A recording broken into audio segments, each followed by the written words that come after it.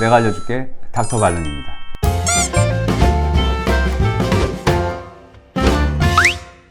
얼마 전에 허리가 안 좋으신 환자분이 오셨는데요.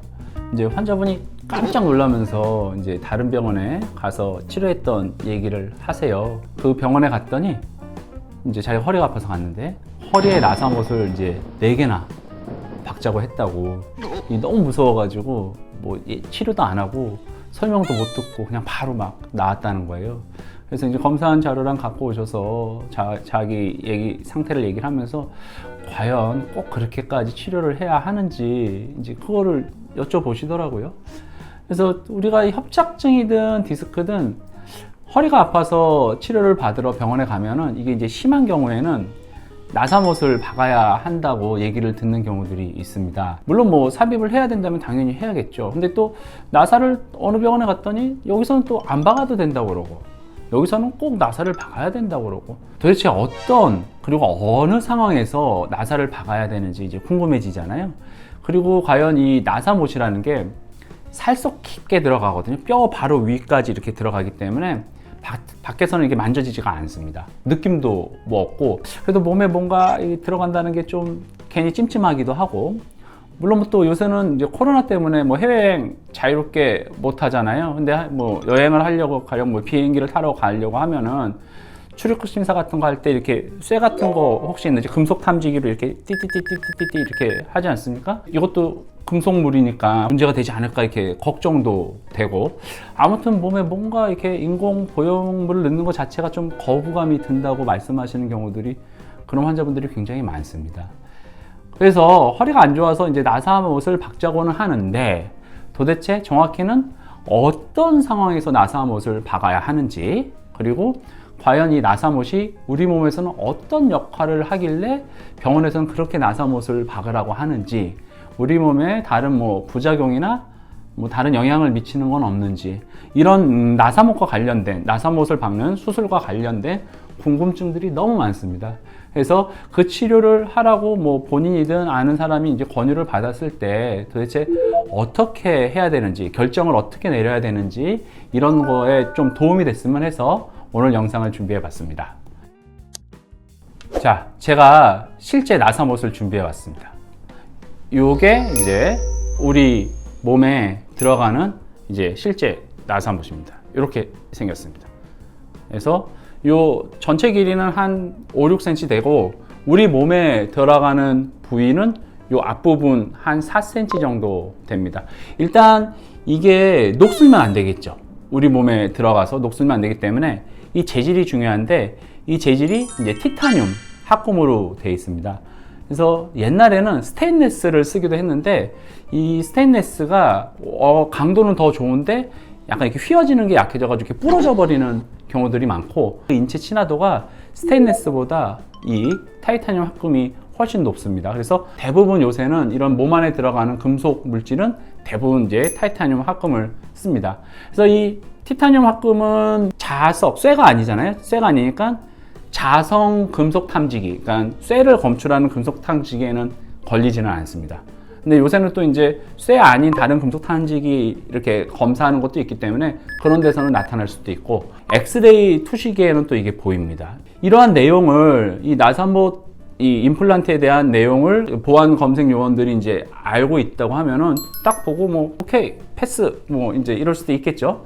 근데 또 이런 거 잘 모르시는 분들도 있어요. 뭐 교육을 받는 경우도 있지만 이게 자주 있지는 않으니까 그럼 괜히 이제 본인은 몸이 아파가지고 수술을 했는데 괜한 이제 오해를 일으킬 수도 있고 그래서 이제 해외에 가실 때 수술을 하신 분들은 이것과 관련된 서류를 미리 병원에서 이제 영문으로 떼어서 이제 가는 경우도 있습니다. 그래서 그런 검사에서 걸렸을 때 그걸 제출하면은 이제 그 상황들을 알고 통과를 시켜주시죠. 그래서 전체 길이는 아까도 말씀드렸던 것처럼 이제 한 4에서 6cm 정도 되고 직경이 한 이제 40에서 70mm 정도 됩니다. 이제 사람 몸에 이렇게 들어가게 되는데 이렇게 이제 나사 홈이 실제로 파여 있습니다. 우리가 이제 몸 안에 넣을 때도 나사 박듯이 이렇게 돌려서 몸 안에 이제 넣게 되고 보시면 이렇게 뼈가 있는데 이제 뼈 몸통 부분이 있고 요 뒷부분을 우리가 후궁이라고 그러고 그 사이가 연결되는 부위를 척추경이라고 그러는데 나사를 여기다가 이제 이렇게 해서 돌려가지고 이렇게 박다 보면 이렇게 안으로 이렇게 해서 들어가게 되는 거죠. 그리고 요 윗부분은 이렇게 남습니다. 그렇게 준비가 되고 나면은 이제 아래쪽에다가 하나를 또 박고 그 두 개를 요 머리 부분에다가 이렇게 연결을 해버립니다. 이런 식으로.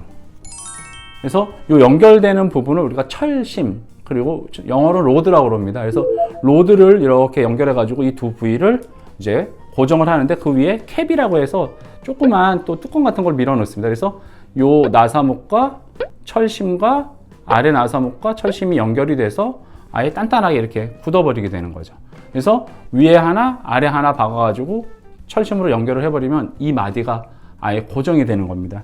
여기서 보시는 것처럼 위에 뼈가 이렇게 있고 이 뼈는 이렇게 이제 움직일 수가 있는데 아래 이제 척추경에다가 나사를 박고 밑에 나사를 박고 거기를 로드로 연결하면 이 마디가 아예 이제 안 움직이게 되는 거죠. 그래서 이제 나사를 박을 때는 보통 이렇게 봤을 때 왼쪽에 위아래 두 개를 박고 또 오른쪽에도 이렇게 해서 이제 두 개를 박습니다. 한 마디를 고정할 때는 왼쪽 두 개, 오른쪽 두 개. 그래가지고 네 개를 박고 가장 기본적인 이제 나사를 박는 개수가 4개입니다. 뭐 4개를 박자고 그랬다, 5개를 박자고 그랬다, 뭐 10개를 박자고 그랬다, 막 이런 이제 얘기를 듣는데 보통 이제 나사를 박을 때는 왼쪽 2개, 오른쪽 2개, 그리고 그 사이를 연결하는 로드 이렇게 해가지고 이제 4개 짝수로 박게 되고 만약에 그 위에 한 마디를 더 박게 되면은 하나, 둘, 셋, 넷, 다, 여 해서 6개를 박겠죠. 또 하나를 더 박게 되면은 하나, 둘, 셋, 넷, 하나, 둘, 셋, 넷, 8개를 박고 그래서 보통은 짝수로 받고 4, 6, 8, 12, 14 이런 식으로 고정하는 마디가 많아지면 많아질수록 이제 그 2의 배수로 가장 낮은 단위는 4개부터 시작해서 올라간다고 보면 되고 한쪽에만 하나, 둘, 셋 이렇게 박는 경우는 아주 드물게 있긴 합니다. 근데 대부분 한쪽에만 박지 않고 양쪽을 박기 때문에 그냥 일반적으로는 나사를 박을 때는 짝수로 박는다 라고 이해하시면 될 것 같고 짝수를 받고 그 각각 가운데를 로드라는 것으로 연결을 해가지고 그 부위를 고정을 시키는 이러한 그 치료 방법이 나사못 고정술이라고 이해하시면 될 것 같습니다. 이렇게 나사못을 박아가지고 이 부위가 안 움직이게 되니까 안 움직이게 되면 굳어졌다고 얘기를 합니다. 그래서 나사못을 박아서 척추를 안 움직이게 하니까 이거를 다른 말로 척추 유합술, 척추가 굳어진다. 이렇게 이제 부르는 이름도 있다고 보시면 될 것 같고요. 그래서 이제 나사못의 역할은 척추를 고정해서 유합시키는 용도로 사용한다는 것을 제가 말씀드렸습니다. 그런데 과연 그러면 나사못만 유합을 시킬 때 박으면 되냐? 또 그렇지가 않습니다. 척추를 유합을 하려면 나사못만 박아서는 안 되고 골 이식이라는 것을 꼭 해야 됩니다. 그러니까 우리가 나사못을 박아서 이 부위를 묶어 놓지만 이 나사가 그 안에 들어가서 묶은 힘만으로 척추를 붙잡아 맬 수는 없습니다.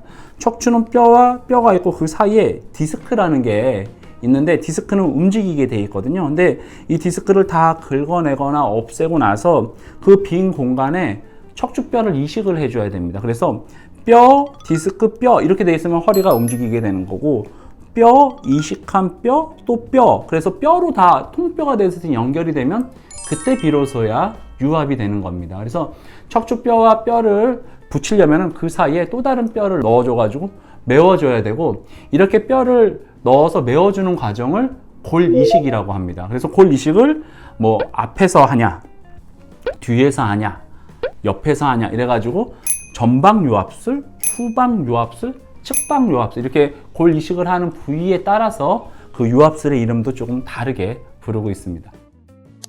이렇게 유합을 하는 데는 나사못을 박는 것보다 이 골 이식이 훨씬 중요합니다. 골 이식된 부위가 아물어야 되거든요. 완전히 통뼈로 골 이식을 해주는 것도 뼈가 붙는 시간이 필요하기 때문에 석 달이라는 시간이 소요가 되고 그러면 그 석 달 동안 척추뼈가 흔들리면 잘 안 붙습니다. 그래서 흔들리지 말고 잘 유합이 되라고 임시적으로 척추뼈를 안 움직이게 나사를 박아가지고 고정해주는 방법이 이게 나사못 고정술입니다.